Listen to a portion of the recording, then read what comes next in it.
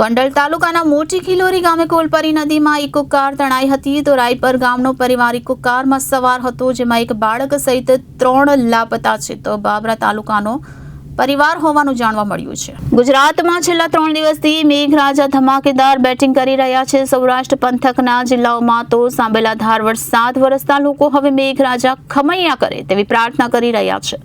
છેલ્લા 24 કલાક દરમિયાન સૌરાષ્ટ્રના મોટાભાગના જિલ્લાઓમાં વરસાદ વરસી ચૂક્યો છે અને હજી પણ વરસાદ યથાવત હોય લોકોને તંત્રની ચિંતા વધી છે। ત્યારે ગોંડલ તાલુકાના મોટી ખિલોરી ગામે કોલપરી નદીમાં ઇકો કાર તણાઈ તો ઇકો કાર વાસાવડ ગામ તરફથી મોટી ખિલોરી જતી હતી। તે દરમિયાન મોટી ખિલોરી ગામે કોલપરી નદીના બેઠા પુલ પરથી ઇકો કાર પસાર થઈ રહી હતી। તે દરમિયાન અચાનક પાણીનો પ્રવાહ વધતા ઇકો કાર પાણીના પ્રવાહમાં તણાઈ હતી તો ઇકો કારમાં એક બાળક સહિત પરિવારના 3 લોકો સવાર હતા।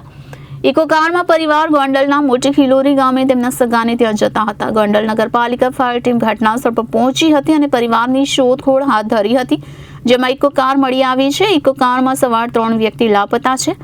નદીમાંથી ઇકો કારને અન્ય વાહનોની મદદથી બહાર કાઢવાની કામગીરી કરવામાં આવી રહી છે તો ગ્રામજનો ફાયર ટીમ અને પરિવારને શોધવા માટે કામે લાગી છે। તો બાબરા તાલુકાના રાયપર ગામનો પરિવાર હતો। રાયપર ગામે રહેતા જયેશભાઈ પરશુદ્ધભાઈ રાદડિયા ઉંમર વર્ષ 40, સોનલબેન જયેશભાઈ રાદડિયા ઉંમર વર્ષ 39 અને ધર્મેશ જયેશભાઈ રાદડિયા ઉંમર વર્ષ 11 આ 3 વ્યક્તિ ઇકો કારમાં સવાર હતા। ઇકો કાર મળી ગઈ છે અને પરિવાર લાપતા છે, જેની શોધખોળ હાથ ધરી છે। Bureau report Janadesh news Gondal.